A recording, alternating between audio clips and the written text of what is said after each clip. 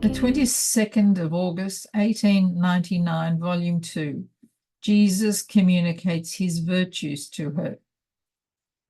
My dear Jesus continues to come, all lovable and majestic. While in this appearance, he told me, the purity of my gazes shines in all of your operations in such a way that rising again into my eyes, it produces splendor for me and cheers me from the filthy things that creatures do. I remained all confused at these words, so much so that I did not dare to tell him anything.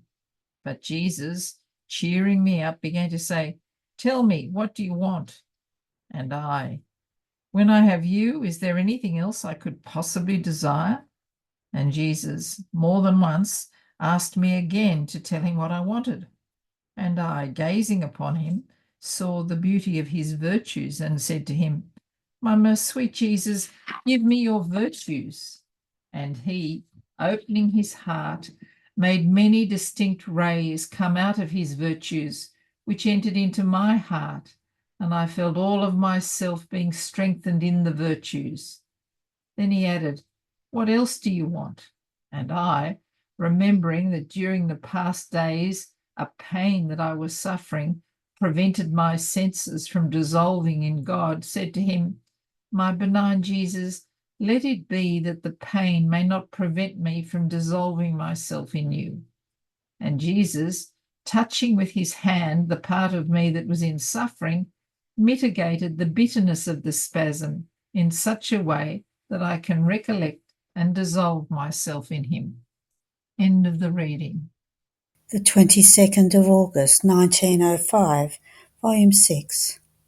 One who shares with Jesus the weight of his sufferings, that is, the work of his redemption, comes to participate in the gain of the work of redemption. As I was in my usual state, my adorable Jesus came for just a little, and he transported me outside of myself.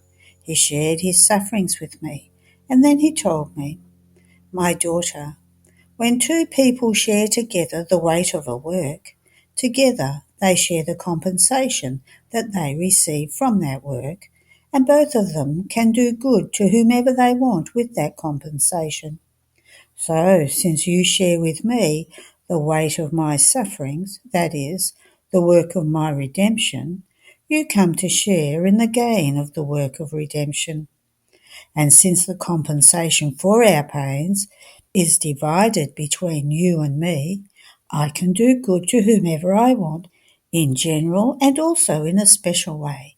And you too are free to do good to whomever you want, with the compensation that is due to you. This is the gain for one who shares my pains with me, which is conceded only to the state of victim. And it is gain for those who are closest to the victim, because being close, they can participate more easily in the goods that he possesses. Therefore, my daughter, rejoice the more I share my pains with you, because greater will be the share of your compensation. End of the reading. 22nd of August, 1907, Volume 8. The soul must be in the world as if there were no one else but God and herself. The cause that most renews the passion of Jesus is the lack of resolution. As I was in my usual state, my adorable Jesus came for just a little and told me, "My daughter, in order for grace to have free access into the soul, she must be in the world as if there were no one else but God and herself, because any other thought or thing put themselves between the soul and grace, preventing grace from entering into the soul and the soul from receiving grace."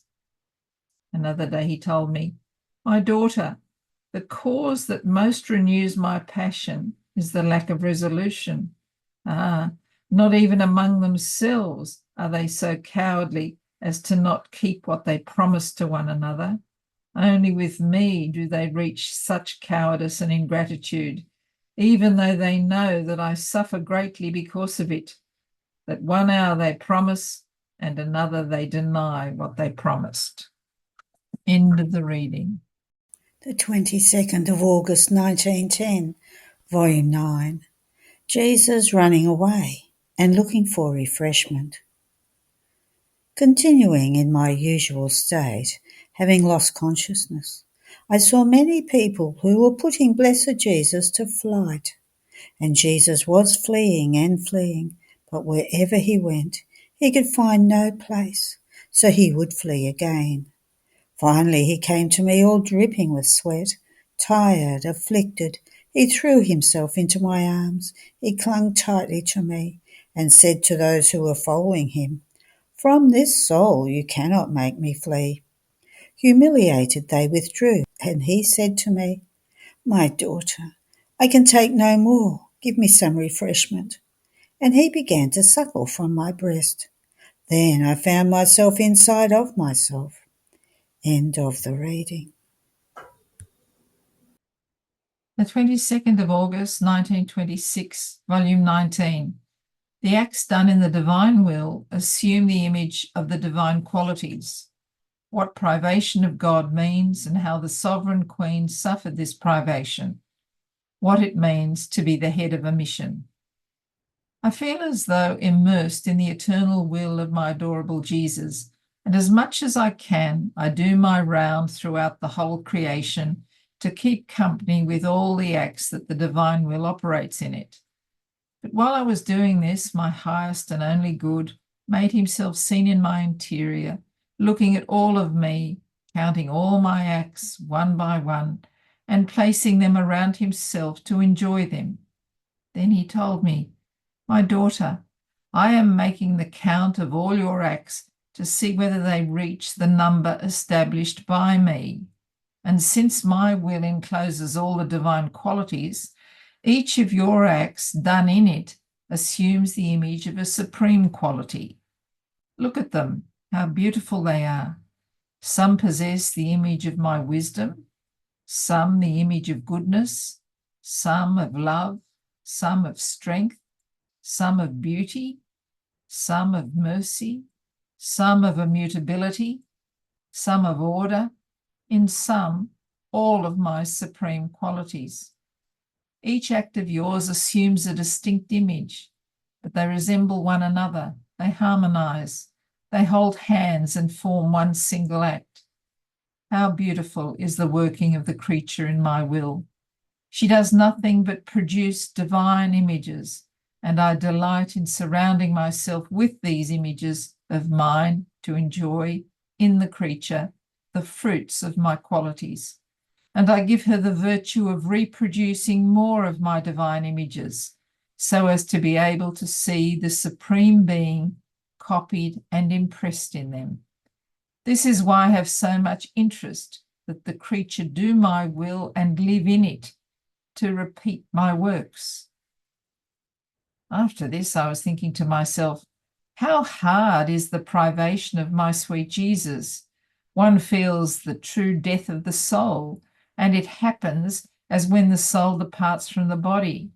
While it possesses the same members, they are emptied of life. They are inert, without motion, and have no more value.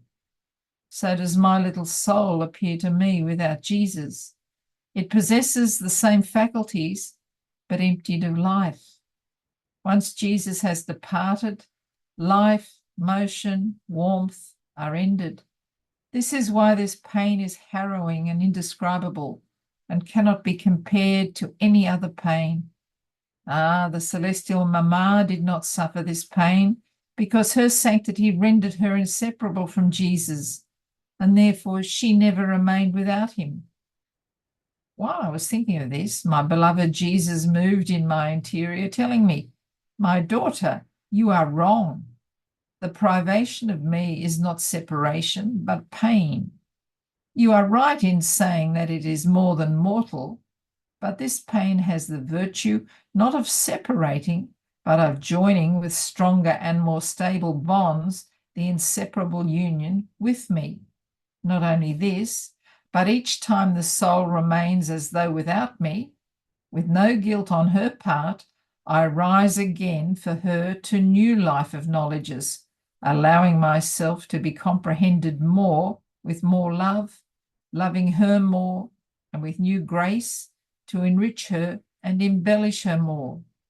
And she rises again to new divine life, to new love, and to new beauty, because it is justice that, since the soul suffers mortal pains, she be substituted with new divine life. If it were not so, I would let myself be surpassed by the love of the creature, which cannot be. And besides, it is not true that the sovereign queen was never without me. Separated, never, but without me, yes. But this did not prejudice the height of her sanctity. On the contrary, it increased it. How many times I left her in the state of pure faith, because, having to be the queen of sorrows and the mother of all the living, she could not lack the most beautiful adornment, the most refulgent gem, which gave her the characteristic of Queen of Martyrs and Sovereign Mother of all sorrows. This pain of being left in pure faith preferred her to receive the deposit of my doctrines, the treasure of the sacraments, and all the goods of my redemption. In fact, since the privation of me is the greatest pain, it places the soul in the condition of deserving to be the depository of the greatest gifts of her Creator, of his highest knowledges, and of his secrets. How many times have I not done this for you? After a privation of me, I would manifest to you the highest knowledges about my will, and with this I would make you the depository not only of its knowledges, but of my will itself.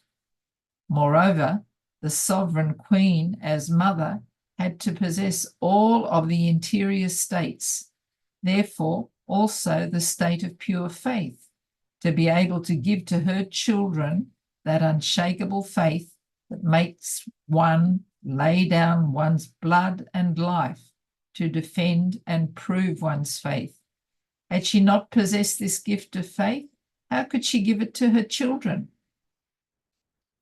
Having said this, he disappeared, but my mind wanted to think about many strange things, and maybe even senseless, and I would try hard to do my acts in the adorable will of God. But while doing this, I thought to myself, if living in the supreme kingdom of the divine will requires so much attention, so many sacrifices, very few will be those who will want to live in a kingdom so holy. And my sweet Jesus coming back told me, my daughter, one who is called to be the head of a mission must not only embrace all the members, but rule them, dominate them, and constitute himself life of each of them. While the members do not give life to the head, nor do all that it does, but rather each one does its own office. So one who is called to be the head of a mission, embracing all that is needed in order to be able to carry out the task entrusted to him, suffering more than anyone and loving everyone, prepares the food, the life, the lessons, the offices, according to the capacity of those who want to follow his mission. That which is necessary for you, who must form the tree with all the fullness of its branches and the multiplicity of its fruits, will not be necessary for one who must only be branch or fruit. Their task will be to remain incorporated in the tree in order to receive the vital humours it contains, that is, to let themselves be dominated by my will, never giving life to their volition in anything, either internal or external, to know my will and to receive it as their own, so as to let it carry out its divine life. In sum, to let it reign and dominate as queen. So, my daughter, one who must be the head needs to suffer, to work, and to do himself alone everything that all others together will do. This is what I did. Because I was the head of redemption, I can say that I did everything for love of all, to give them life and to place them all in safety. The Immaculate Virgin also, because she was mother and queen of all, how much did she not suffer? How much did she not love and work for all creatures? No one can claim having reached us, either in suffering or in loving. At the most, they may resemble us in part, but reaching us, no one. However, by having been at the head of all, both the sovereign queen and I enclosed all graces and all goods. Strength was in our power, dominion was ours, heaven and earth obeyed our every wish and trembled before our power and sanctity. The redeemed ones have taken our crumbs and have eaten our fruits. They have been healed with our remedies. They have been strengthened with our examples. They have learned our lessons. They have risen again at the cost of our lives. And if they have been glorified, it has been by virtue of our glory. But the power is always ours. The living fount of all goods springs away from us, so much so that if the redeemed ones move away from us, they lose all goods and return to be ill and poor more than before. This is what it means to be heard. It is true that one suffers greatly, works much, and must prepare the good for all, but all that one possesses surpasses everything and everyone. There is such distance between one who is head of a mission and one who must be a member, that the head can be compared to the sun and the member to a little light. This is why I have told you many times that your mission is great, because this is not about mere personal sanctity, but about embracing everything and everyone and preparing the kingdom of my will for the human generations. After this, I was following the acts in the supreme volition, which converted all into light and formed a horizon of radiant light that formed clouds of quicksilver. And wherever this light penetrated, everything converted into light. It had the power, the strength to empty everything, filling everything with its most refulgent light. And Jesus added, "My daughter, there is nothing more penetrating than light. It diffuses everywhere with enchanting rapidity, bringing its beneficial effects to all those who let themselves be invested by it. The light refuses to do its good to no one, be they people, earth, water, plant, or other things. Its nature is to illuminate and to do good, and therefore it leaves no one behind. To all it brings its kiss of light and gives the good it contains. My will is more than light. It diffuses everywhere and brings the good it contains, and the acts done in it form the atmosphere of gold and silver, which has the virtue of emptying all the darkness of the night of the human will, and with its beneficial light it brings the kiss of the eternal volition to dispose the creatures to wanting to come into the kingdom of the supreme fiat. Each act of yours done in it is a new horizon that you make arise for the eye of the human intellect, to make it long for the light of the good that my will possesses. My daughter, in order to prepare this kingdom, it takes work. It takes celestial laws, which are laws all of love. The laws of fears, of penalties, of condemnation do not enter into it, because the laws of love of my will be friendly, filial, of reciprocal love between creator and creature. Therefore, fears and condemnations will have neither force nor life. And if there will be some suffering, it will be full of triumph and of glory.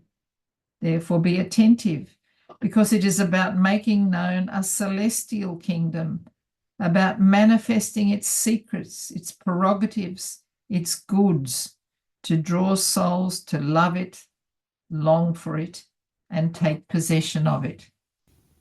End of the reading. The 22nd of August 1931, Volume 29. Divine Messengers that bring the good news to the celestial fatherland. How the divine will is not content with only words, but wants to do deeds. My abandonment in the divine volition continues, and I try as much as I can to unite my little acts to those of the divine will, so as to form a single one with its acts, almost to be able to say, whatever you do, I do. I plunge myself into your light in order to extend myself together with you, and in this way I can embrace and love all with your own will. But while I was doing this, my beloved Jesus told me, "My daughter, the acts done in my divine will have such virtue and power as to transform themselves into divine messengers that set off from the earth for the vault of the heavens. And since these messengers set off from within my divine will, but sent by a creature who operates in it, they bring with themselves free entrance into our celestial fatherland, and bring the happy news that the earth wants the kingdom of our will, because a little exiled one lives and operates in it, and does nothing but make use of that same will that reigns in heaven, in order to ask that it may descend to reign upon earth as it reigns in heaven. These messengers of light, how many secrets do they not hide? Already on its own, the light of our divine will is the secretary of all things, divine and human, and it knows how to keep the true secret. And while in appearance one sees light, inside this light it hides all secrets and all things. No one can escape it. This light contains the great secret of the whole history of creation, and it confides its secrets only to one who wants to live in its light. In fact, the light has the virtue of disposing the creature to live and to comprehend its divine secrets, and, if needed, it will dispose her to lay down her life, so that it may give life to its intimate secrets and to the purpose of creation, which was only that our will would reign on earth as it does in heaven. Therefore, my daughter, if you remain attentive to live always of my will, it will entrust to you all the secrets of the history of creation. It will make in your soul the deposit of all its joys and its intimate sorrows, and, as to its own secretary, with its vibrating light transforming itself into brush, it will paint in you the sun, the heavens, the stars, the sea, the beautiful flowerings. In fact, when it speaks, it is not content with only words. To its inextinguishable love and to its interminable light, words are not enough, but it wants to do deeds. And therefore, with its creative virtue, while it entrusts its secrets, it speaks and forms the new creation in the creature. It is not content with telling its secrets, but it wants to do the works that its secrets contain. Therefore, in the creature who lives in my will, new heavens, suns more refulgent than the very creation will be seen. In fact, you must know that my will has a yearning, an ardent desire of wanting to always operate, but it keeps looking for one who wants to listen to it and who wants to receive its creative virtue so as not to expose its works to uselessness. And in order to be sure, it keeps looking for its own will in the soul, and in finding it, it finds its works secured by its same divine fiat. Therefore it spares itself in nothing, and there it does the most beautiful works and the greatest prodigies. O power of my omnipotent will, if all knew you, loved you, and let you reign, the earth would turn into heaven. End of the reading. There are no more readings today. Have a blessed day.